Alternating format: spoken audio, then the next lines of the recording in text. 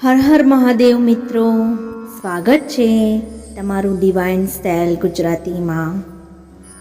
મિત્રો, આજે અમે તમને શ્રાવણ મહિનાના સોમવારના વ્રતની કથા કહેવા જઈ રહ્યા છે.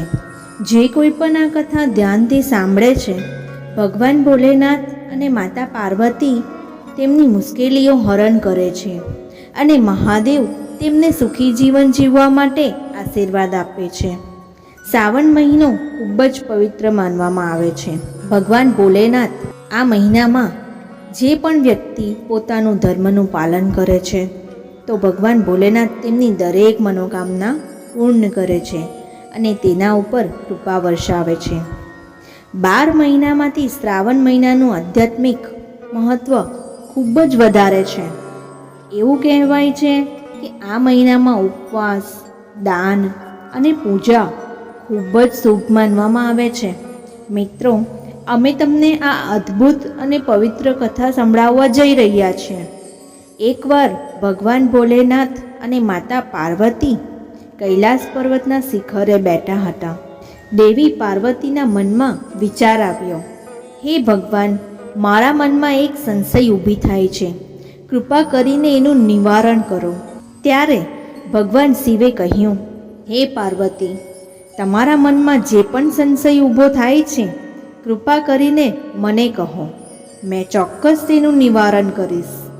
ત્યારે માતા કહેવા લાગ્યા, હે પ્રભુ, મારો પહેલો પ્રશ્ન એ છે કે કયા એવા 4 વ્યક્તિ છે જેઓની પાસે એક સ્ત્રીને એકલું ન રહેવું જોઈએ? તે સ્ત્રી કોઈની પત્ની અથવા પુત્રી પણ હોઈ શકે છે. મારો બીજો પ્રશ્ન એ છે કે એવું કયું તીર્થ સ્થળ છે જ્યાં એકવાર જવાથી વ્યક્તિને બધા જ તીર્થ સ્થળોનું પુણ્ય પ્રાપ્ત થાય છે? ત્યારે ભગવાન શંકર હસ્યા અને માતા પાર્વતીને કહ્યું, હે દેવી, તમે સર્વ માનવ જાતિના કલ્યાણ માટે અતિ ઉત્તમ પ્રશ્ન કર્યો છે. હે દેવી, તમારા બધા જ પ્રશ્નોનો જવાબ મેં આ એક પવિત્ર કથા દ્વારા આપવા જઈ રહ્યો છું. કૃપા કરીને પવિત્ર કથા ધ્યાનથી સાંભળો. મિત્રો, જે પણ ભક્ત આ કથા ધ્યાનથી અંત સુધી જે પણ ભક્ત સાંભળે છે, તેમની બધી જ મનોકામના ભગવાન ભોલેનાથ પૂર્ણ કરે છે. ત્યારે માતા પાર્વતી કહ્યું, હે પ્રભુ, હું આ વાર્તાને ધ્યાનપૂર્વક સાંભળીશ. કૃપા કરીને તમે વાર્તા શરૂ કરો. હે દેવી પાર્વતી, એક સમયની વાત છે. એક સમયે જંગલમાં આફત આવી હતી. આ દુર્ઘટના કેવી રીતે થઈ? વરસાદની ઋતુમાં પણ જંગલમાં વરસાદ ના પડ્યો. આખું વર્ષ પાણીનું એક ટીપું પણ વરસ્યું ન હતું. તે સુકાઈ ગયું હતું. તેથી જંગલના રહેવાસીઓ, પશુ પક્ષીઓ માટે ખોરાકની કોઈ વ્યવસ્થા ન હતી. તે બધા ભૂખે મરતા હતા. પશુ પક્ષીઓ ધીમે ધીમે જંગલ છોડીને બીજા જંગલમાં જવાનું શરૂ કર્યું. તે જંગલમાં એક કાગડાની જોડી રહેતી હતી. કાગડાની જોડીની ઝાડની ડાળી પર બેઠી હતી. કવિને ખૂબ ભૂખ લાગી હતી. 3 દિવસ થઈ ગયા કે કાગડા અને કવિ માટે ખાવા માટે કંઈ ન મળ્યું. તે ખાવા માટે કંઈક શોધવા માટે અહીં તહીં જોતો રહ્યો. ત્યારે શું થયું કે એક શિયાળ તે ઝાડ નીચે મોઢામાં એક માંસનો ટુકડો દબાવીને આવે છે. જ્યારે કવિએ તે જોયું ત્યારે તેના મોંમાં પાણી આવી ગયા અને કવિ શિયાળને કહેવાનું શરૂ કર્યું, શિયાળ બહેન, હું 3 દિવસથી ભૂખી છું. મને માંસનો ટુકડો આપો તો તમારી કૃપા થશે.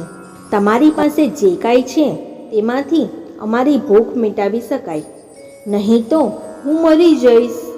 મિત્રો, ભગવાન શિવ માતા પાર્વતીને કહે છે, હે દેવી, જ્યારે શિયાળે કવિ તરફ જોયું ત્યારે કવિ પતિ કાગડા સાથે બેઠી હતી. મિત્રો, શિયાળ તો હોશિયાર જ હોય, એ તો તમે જાણો જ છો. શિયાળને લાગ્યું કે આ માંસનો ટુકડો આપનું પેટ સંપૂર્ણ રીતે ભરશે નહીં અને આ એક સારી તક છે કાગડીને મારીને ખાવાની. ચાલો માંસના ટુકડાની લાલચ આપીને કવિને નજીક બોલાવીએ અને તેને મારીને ખાઈશું અને આપનું પેટ ભરાઈ જશે. ત્યારે શિયાળે કાગડીને કહ્યું, તું ગભરાઈશ નહીં, નીચે આવી જા. તને મારી પાસે બેસાડીને ઘણા પ્રેમથી આ માંસનો ટુકડો ખવડાવીશ. તે કવિ પણ શિયાળની વાતોમાં આવી જાય છે અને જ્યારે તે શિયાળની નજીક જવાની હતી ત્યારે જ કાગડો તેને રોકી લે છે અને કહે છે, તું ગાંડો થઈ ગયો છે? અરે એ આપની દુશ્મન છે, તે શિકારી છે. જો તમે નીચે જશો તો તે માંસનો ટુકડો છોડી દેશે અને તે તમને મારીને ખાઈ જશે. કવિ કહે છે, ના મહારાજ, હું નીચે ચોક્કસ જઈશ. તે આપની સાથે આવું નહીં કરે. કાગડો ફરીથી સમજે છે, મારી વાત સમજજો, તેની નજીક ન જાવો, નહીં તો તે તમને મારી ખાશે. કાગડી હજુ પણ કાગડાની વાત ના સમજી તો કાગડો કહે છે, તું આમ નહીં સમજે, હું તમને આ વાર્તા સંભળાવું છું. પહેલાં મારી વાત તું ધ્યાનથી સમજજે અને પછી જજે. ભગવાન શિવ માતા પાર્વતીને આગળ કહે છે. કાગડી ત્યાં જ બેસે છે અને શિયાળ પાસે જતી નથી અને કાગડાની વાત ધ્યાનથી સાંભળે છે. કાગડો કહેવા લાગ્યો, થોડા સમય પહેલાંની વાત છે. એક વખત આવા જંગલમાં એક ઝાડ હતું અને એક વડના ઝાડની ઝૂંપડીમાં એક પોપટનો જોડો રહેતો હતો. એટલે કે પોપટની જોડી રહેતી હતી અને બીજી બાજુ એ જ વડના ઝાડમાં એક સાપ રહેતો હતો. અહીં પોપટ જ્યારે ઈંડા મૂકતો ત્યારે તે સાપ બધા ઈંડા ખાઈ જતો. જ્યારે પણ પોપટ ખોરાકની શોધમાં જતો હતો અને ઈંડાઓ એકલા રહી ગયા હતા તે સમયે સાપ આવીને આરામથી બેસીને તે ઈંડા ખાઈ લેતો હતો. ક્યારેક બાળકો થઈ જાય તો બધા બાળકોને પણ ખાઈ લેતો હતો. આ જોઈને પોપટ ખૂબ જ પરેશાન થઈ ગયા હતા. મારી સાથે આવું ઘણીવાર બન્યું. પોપટી ખૂબ જ દુઃખી થઈ ગઈ, રડતી બેઠી હતી. પોપટ પણ ત્યાં જ બેઠો બેઠો રડી રહ્યો હતો. ત્યાં સુધી મેં જોયું કે તે જ વડના ઝાડની ડાળી પર એક પાણીનો કાગડો બેઠો હતો. પાણીના કાગડાની નજર જેવી જ પોપટ પર પડી તો પોપટ રડતો હતો. ત્યારે કાગડાએ પૂછ્યું, શું થયું? બેઠી બેઠી કેમ રડે છે? તો પોપટે બધું જ કહી દીધું અને કહ્યું કે મારી સાથે આવું ઘણીવાર થઈ ચૂક્યું છે. હું જેટલી જ વખત ઈંડા મૂકું છું મારા બાળકો થાય છે તેટલી જ વખત આ ઝાડની પેલી બાજુ એક સાપ રહે છે. જ્યારે અમે ખોરાકની તલાશમાં બહાર નીકળીએ છીએ ત્યારે તે સાપ નીકળીને અમારા ઈંડા અને બચ્ચાઓને ખાઈ જાય છે. અમને આની ખૂબ જ ચિંતા છે. અમે કંઈ પણ કરી શકીએ છીએ તેમ નથી, કારણ કે અમે તેમની પાસે આપનો બદલો પણ લઈ શકતા જ નથી.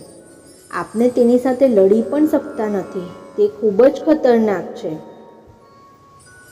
પોપટની વાત સાંભળીને તે પાણીના કાગડાને દયા આવી. પછી ભગવાન ભોળેનાથ માતા પાર્વતીને કહે છે, હે દેવી પાર્વતી, તે પાણીનો કાગડો પોપટ અને પોપટીને કહે છે, તમે મારી સાથે ચાલો.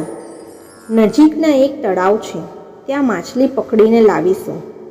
પોપટ કહે છે, હું તમારી વાત સમજ્યો નહીં. ત્યારે તે કાગડો સમજાવે છે, જ્યારે દુશ્મન કુસ્તીબાજ છે, મોટો છે, તમે જઈને તેની સાથે લડી શકતા નથી તો તમારે તેને સમજદારીથી હરાવવા જોઈએ. પોપટ કહ્યું, તે કેવી રીતે? ત્યારે કાગડો સમજાવે છે, નજીકના તળાવમાંથી માછલીઓ પકડીને લાવીશું. થોડાક નજીકમાં એક નળિયાનો દર છે અને તે માછલીનો નળિયાના દર પાસે નાખી દઈશું અને થોડા અંતરે માછલીઓને નાખતા નાખતા આ વૃક્ષ નીચે આવીશું. છેલ્લે માછલીના સાપના છિદ્રના દરવાજા પર છોડી દઈશું. જ્યારે નોળિયો માછલીને ખાતો ખાતો નીકળશે ત્યારે અહીં સુધી આવી પહોંચશે. જ્યારે તે સાપને જોશે કે તરત જ સાપને મારી નાખશે અને તમારો દુશ્મન પણ સમાપ્ત થઈ જશે. મિત્રો, જ્યારે પોપટે પાણીના કાગડાની આવી વાતો સાંભળી ત્યારે તેને ભરોસો થઈ ગયો. કાગડાની સાથે તે તળાવ પાસે જાય છે અને માછલીઓને પકડે છે. સૌથી પહેલી માછલી નોળિયાના દર સામે મૂકે છે. આવી રીતે માછલી મૂકતા મૂકતા તે અંતિમ માછલી સાપના દરવાજા સામે મૂકે છે. કાગડો અને પોપટ તે જ વૃક્ષના ઝાડ ઉપર જઈને બેસી જાય છે. હવે પાણીનો કાગડો કહેવા લાગ્યો, તે પોપટને હવે થોડી વાર રાહ જોવો, પછી જોઈએ શું નજારો થાય છે. મિત્રો, થોડીવાર પછી તે નોળિયો દળમાંથી બહાર નીકળેલ છે. જ્યારે તેને દરવાજા પર માછલી પડેલી જોઈ ત્યારે તે ભગવાનને ધન્યવાદ કહેવા લાગ્યો, આભાર માનવા માંડ્યો અને કહ્યું, પ્રભુ, આજે તમે ખૂબ જ દયાળુ છો. અમારા ઘરે ખોરાક જાતે જ આવ્યો. નોળિયો માછલી ખાય છે. તે પછી જો તે આગળ વધે તો તેને બીજી માછલી મળે છે. પછી તે ખાય છે અને પછી આગળ વધે છે. આમ કરતાં કરતાં તે છેલ્લી માછલી ખાવા માટે સાપના દરવાજા સામે આવીને ઊભો રહે છે. તે દરવાજા પાસે એક માછલી પડી હતી. તે માછલી ખાઈ લીધી અને પછી નોળિયો મનમાં વિચારવા લાગ્યો, અરે ભાઈ, આનું કારણ શું હશે? એક પછી એક માછલી મળતી રહી અને હું ખાતો રહ્યો અને અહીં સુધી પહોંચી ગયો. આ કોઈનું ઘર છે. મને ખબર નથી કે કોઈએ અમારી સાથે યુક્તિ રમી છે. ચાલો, હું રાહ જોઉં છું. મિત્રો, નોળિયો તે સર્પના દરવાજે ઊભો રહીને જોવે છે. જો કોઈ હશે તે બહાર નીકળશે. થોડા સમય પછી જ્યારે સાપ બહાર નીકળ્યો અને નોળિયો તેની સામે જુએ છે ત્યારે તે વિચારે છે કે આ તો આની યુક્તિ છે.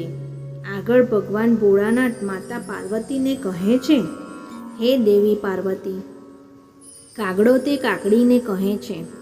પછી તે નોળિયો તે સાપ સાથે લડવાનું શરૂ કરે છે અને તે નોળિયો જીતે છે અને સાપને મારીને ખાઈ જાય છે. આ જોઈને પોપટ ખૂબ જ ખુશ થઈ જાય છે અને તે જ સમયે ફૂલની ડાળીમાંથી અવાજ સંભળાય છે કે કાગડાભાઈ, હું દિલથી તમારો ખૂબ ખૂબ આભાર માનું છું, કારણ કે તેના કારણે હું ખૂબ જ પરેશાન હતો. આજે તમે અમારા દુશ્મનને મારી નાખ્યો. મેં વારંવાર તમારો આભાર માન્યો અને ખુશ છું. અહીં મંગૂસે જ્યારે પોતાની જોડી તરફ જોયું તો તરત જ સમજી ગયો. તેનો અર્થ એ છે કે આ ઝાડ તમારા દ્વારા જ બનાવવામાં આવી. પછી પોપટે તે નોળિયાને બધી વાર્તાઓ કહે છે.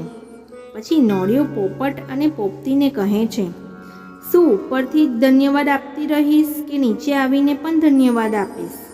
મિત્રો, તે ઉડીને મંગૂસની નજીક પહોંચે છે અને તેના ઉપર બેસી જાય છે. પણ મંગૂસ તેના પર પણ પ્રહાર કરે છે, તેને મારે છે અને મારીને ખાઈ જાય છે. ઉપર બેઠેલો પોપટ વિચારે છે, એક દુશ્મનથી જીતી નથી શક્યા અને ત્યાં સુધી તો બીજા દુશ્મનના જાલમાં ફસાઈ ગયા.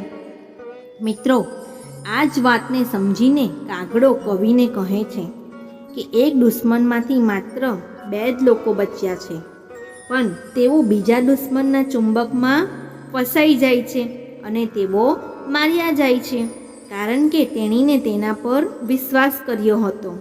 તે ભૂલી ગઈ હતી. તેણે કહ્યું હતું કે દુશ્મન છે અને અમને છોડી દેશે, તેથી જશો નહીં. તે અમારો અને તમારો દુશ્મન છે. તે ચોક્કસપણે તમને મારી નાખશે. કાગડો તે કાગડીને કહે છે, દુશ્મન પાસે ક્યારેય પણ ભીખ ન માંગવી જોઈએ. પછી કાગડી કાગડાને આગળ કહે છે, હવે મને કહો કે એવા કયા 4 વ્યક્તિ છે જેમની પાસે ક્યારેય મદદ ન માંગવી જોઈએ? કાગડો સમજાવે છે કે સૌથી પહેલાં તો તે તમારો દુશ્મન છે, જો તમે દુશ્મન પાસે મદદ માંગો છો, તમે મદદની ભીખ માંગવા જશો તો દુશ્મન તમને મદદ કરશે નહીં, પરંતુ તમારા ઉપર હુમલો કરશે, તમને નુકસાન કરશે અને તમને મારી નાખશે. તેથી તમે દુશ્મન પાસે ક્યારેય ભીખ ન માંગવી જોઈએ. બીજું એ છે, તમારે ક્યારેય ઘમંડી વ્યક્તિ પાસે મદદની ભીખ ન માંગવી જોઈએ, કારણ કે ઘમંડી વ્યક્તિ અભિમાનમાં આવીને તમારું અપમાન કરશે. તે તમને આપશે કશું પણ નહીં, ફક્ત તમને અપમાનિત કરશે. ત્રીજો વ્યક્તિ કપટી છે. કપટી પાસે પણ ક્યારેય ભીખ ન માંગવી જોઈએ, કારણ કે કપટી જે હોય છે તે કટુ બધું શબ્દ બોલે છે અને તે તમારી મદદ કરશે નહીં અને તેના કપડથી તમને વધારે ફસાવવાની કોશિશ કરશે, તમારો ફાયદો ઉઠાવશે, તમને છોડી દેશે, જેને કારણે તમને ભારે નુકસાન થશે અને તમને ખબર પણ નહીં પડે. ચોથો, જે નશાબાજ વ્યક્તિ છે. નશામાં ધૂત વ્યક્તિ પાસે ક્યારેય મદદની ભીખ ન માંગો. જેમ કે તમે ક્યાંય જઈ રહ્યા છો, તમે રસ્તા ઉપર ઊભા છો, તમને કોઈ બહાર મળતું નથી, ત્યાં એક નશામાં બાઇક સવાર છે, તમે તેને તમારો હાથ આપ્યો, તમે તેની બાઇક પાછળ બેસી ગયા. તમે જાણો છો કે નશામાં ધૂત વ્યક્તિ કેવી રીતે ચલાવશે અને તે ક્યાંય જઈને અથડાશે અને તમારો અંત આવશે.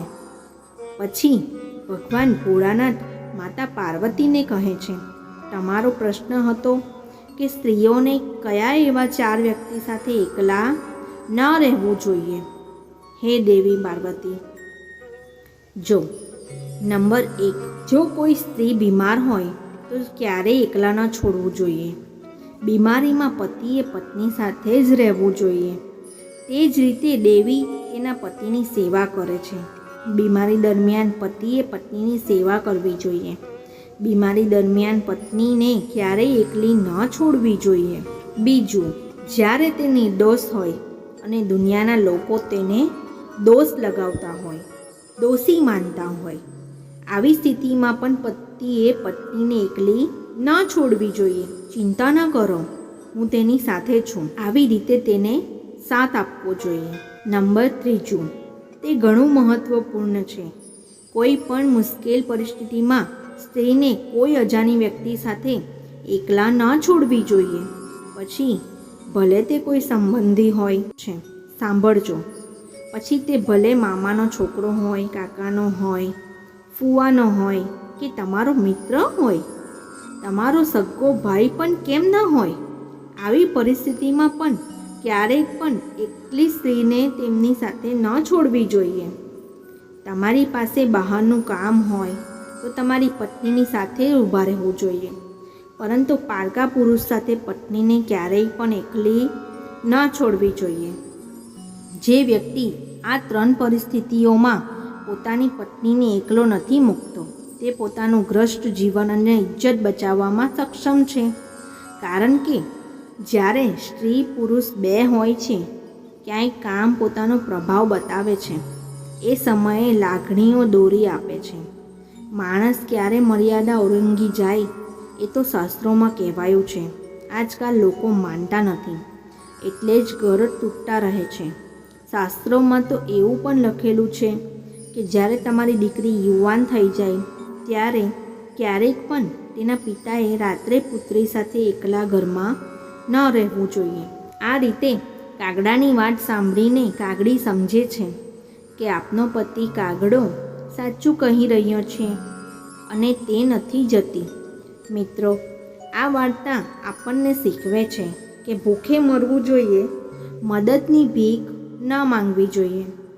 ભગવાન ભોલાનાથ આગળ કહે છે, હે દેવી પાર્વતી, તમારો બીજો પ્રશ્ન એવો હતો કે કયું એવું તીર્થ સ્થળ છે જ્યાં એકવાર જવાથી બધા જ તીર્થ સ્થળનું પુણ્ય પ્રાપ્ત થાય છે. મિત્રો, આ વાર્તા ધ્યાનથી સાંભળો અને કોમેન્ટ બોક્સમાં હર હર મહાદેવ ચોક્કસ લખો. ભગવાન શિવ માતા પાર્વતીને આગળ કહે છે, એક સમયની વાત છે, અયોધ્યાના રાજા સાગર અશ્વમેઘ યજ્ઞ કરી રહ્યા હતા. તેમના પ્રતાપથી ડરીને દેવતાઓના રાજા ઇન્દ્રએ તેમના યજ્ઞનો ઘડો ચોરી લીધો હતો અને કપિલ મુનિના આશ્રમમાં જઈને તેને બાંધી દીધો હતો. રાજા સાગરની 2 રાણી હતી, કેસમી અને સુમતી. કેસનીનો એક પુત્ર હતો જેનું નામ અસમંજ હતું અને સુમતીને 60,000 પુત્રો હતા. અસમંજસ ઘણો ઉદ્ધષ્ટ હતો અને તે લોકોને ખૂબ જ તકલીફ આપતો. તેથી રાજા સાગરે તેને અયોધ્યાના રાજ્યમાંથી હાંકી કાઢ્યો હતો. અશ્વમેઘ યજ્ઞનો ઘોડો ચોરી હોવાથી રાજા સાગર ઘણા ચિંતિત હતા, કારણ કે યજ્ઞ પૂરો કરવા માટે ઘોડો મેળવવો જરૂરી હતો. રાજા સાગર રહે તેમના 60,000 પુત્રોને ઘોડાની શોધ કરવા માટે મોકલ્યા. ઘોડાની શોધમાં રાજા સાગરનો પુત્ર કપિલ મુનિના આશ્રમમાં પહોંચ્યા અને ઘોડો ત્યાં બાંધેલો જોઈને તેમને કપિલ મુનિને ચોર સમજ્યા. કપિલ મુનિ ભગવાન વિષ્ણુના અંશ અવતાર હતા, જેમને કદમ ઋષિના પુત્રના રૂપમાં જન્મ લીધો હતો.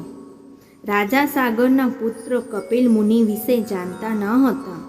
તેઓએ કપિલ મુનિને ઘણું અપમાન કર્યું. આ અપમાનથી ક્રોધ થયેલા કપિલ મુનિએ રાજા સાગરના પુત્રોને શ્રાપ આપ્યો. તમે બધા જ હમણાં જ ભસ્મ થઈ જશો. કપિલ ઋષિએ શ્રાપ આપતા જ રાજા સાગરના 60,000 પુત્રો બળીને રાખ થઈ ગયા. જ્યારે ઘણા સમય પછી રાજા સાગરના પુત્રો પાછા ન ફર્યા, ત્યારે રાજાએ તેમનો પુત્ર, જો કે અસમંજસનો પુત્ર હતો, તેમના કાકાઓને શોધવા માટે મોકલ્યો. અંશુમન પણ શોધતો તે કપિલ મુનિના આશ્રમમાં પહોંચ્યો. ત્યાં તેને યજ્ઞનો ઘોડો અને હજારો સંખ્યાઓમાં હાડકાના પિંજરા જોયા. પછી તે સમજી ગયો કે શું થયું હશે. અંશુમને કપિલ મુનિને સ્તુતિ કરી. કપિલ મુનિએ ધ્યાનમાંથી આંખો ખોલી અંશુમને અશ્વમેઘનો ઘોડો લઈ જવા દીધો અને કહ્યું કે જો કોઈ સાગરના વંશજ આ સ્થાન પર ગંગાજીને લઈ આવે તો તેમના કાકાઓને મોક્ષની પ્રાપ્તિ થશે. અંશુમન ઘોડો લઈને અયોધ્યા પહોંચ્યો અને રાજા સાગરે પૂરો કર્યો. રાજા સાગરે 30,000 વર્ષ સુધી શાસન કર્યું. પછી તેમને અંશુમાનને રાજ્ય સોંપીને સ્વર્ગમાં જતા રહ્યા. અંશુમને ગંગાજીને પૃથ્વી પર લાવવાના ઘણા પ્રયત્ન કર્યા, પરંતુ તે તેના જીવનમાં સફળ ન થઈ શક્યા. અંશુમનના પુત્ર દિલીપે પણ ઘણા તપ કર્યા છે. તે ગંગાજીને પૃથ્વી પર લાવવામાં અસફળ રહ્યા. રાજા દિલીપ પછી તેમના પુત્ર ભાગીરથ તેમના અથક પ્રયાસ અને ઘોર તપસ્યાથી ગંગાજીને પૃથ્વી પર લાવવામાં સફળ થયા અને કઠોર તપસ્યા કરીને ગંગાજીએ ખાતરી આપી કે હું પૃથ્વી પર અવશ્ય આવીશ, પરંતુ જે સમયે હું સ્વર્ગથી પૃથ્વી પર આવીશ ત્યારે મારા પ્રવાહને રોકવા માટે કોઈ ઉપસ્થિત હોવું જોઈએ. આ માટે ભાગીરથે શિવજીને તપ કરીને પ્રસન્ન કર્યા. ભગવાન શિવે સ્વર્ગમાંથી આવતી ગંગાને તેમની જટાઓમાં ધારણ કરી અને ત્યાંથી ગંગા 7 પ્રવાહોમાં વહેતી થઈ. પહેલા 3 પ્રવાહો હલાની, પાવની અને નલિની પૂર્વ દિશામાં વહી ચાલી અને બીજી 3 ધારાઓ સૂચકસુ, સીતા અને સિંધુ પશ્ચિમ તરફ વહેવા લાગે. 7મો પ્રવાહ ભાગીરથ દ્વારા બતાવેલ માર્ગ પર આગળ વધ્યા અને ચાલતા ચાલતા ભાગીરથ તે સ્થાને પહોંચ્યા જ્યાં તેમના પરદાદા બળીને ભસ્મ થઈ ગયા હતા. માતા ગંગા તેમના અવશેષો પર વહેતી રાજા સાગરના 60,000 પુત્રનો ઉદ્ધાર કરીને જઈને સાગરમાં મળી ગઈ. રાજા ભાગીરથ ગંગાજીને ધરતી પર લાવ્યા. તેથી ગંગાનું એક નામ ભાગીરથી પણ છે. જ્યાં રાજા સાગરના પુત્રોને મોક્ષ મળ્યો હતો તે જ જગ્યા ગંગા સાગર છે, જ્યાં લોકો જાય છે દર્શન માટે. જે દિવસે ગંગાજીનું પૃથ્વી પર અવતરણ થયું તે દિવસે સંક્રાંતિના દિવસે ગંગા સ્નાનનું ઘણું મહત્ત્વ છે. તેથી દર વર્ષે મકર સંક્રાંતિના દિવસે ગંગાસાગરમાં વિશાળ મેળાનું આયોજન કરવામાં આવે છે. ગંગાસાગરમાં સ્નાન અને દાનનો મેળો 5 દિવસ ચાલે છે, જે દરમિયાન યાત્રિકો મુંડન, શ્રાદ્ધ અને પિંડદાન કરે છે. મિત્રો, જો તમને આ માહિતી પસંદ આવી હોય તો વિડીયોને લાઈક, ચેનલને સબસ્ક્રાઈબ કરીને કમેન્ટ બોક્સમાં હર હર મહાદેવ ચોક્કસ લખજો. મળીશું એક નવી માહિતી સાથે. ત્યાં સુધી રજા આપશો. તમારો ખૂબ ખૂબ આભાર.